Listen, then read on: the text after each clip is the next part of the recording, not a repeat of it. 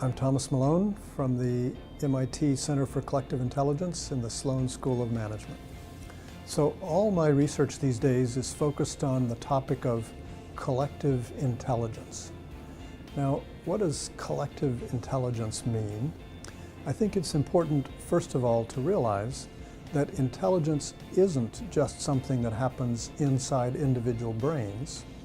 It also arises in groups of individuals. In fact, I define collective intelligence as groups of individuals acting collectively in ways that seem intelligent. Now, by that definition, collective intelligence has existed for a very long time. Companies, countries, families, armies, these are all examples of groups of people working together in ways that at least sometimes seem intelligent. But in the last few years, we've seen some very new kinds of collective intelligence enabled by new information technologies.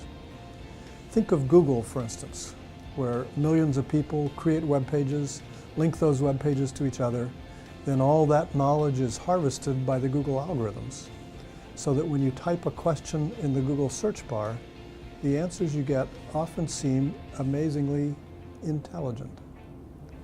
Or think of Wikipedia, where thousands of people all over the world have created a very large and amazingly high-quality intellectual product with almost no centralized control.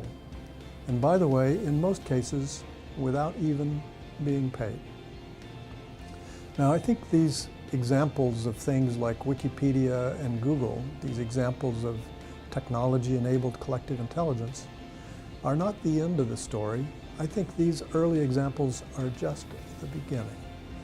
I think we're going to see lots more examples of these kinds of technology-enabled collective intelligence over the coming decades. And if we want to try to predict what's going to happen, especially if we want to take advantage of what's going to happen, we need to understand these possibilities much more deeply than we do today. That's our goal in the MIT Center for Collective Intelligence.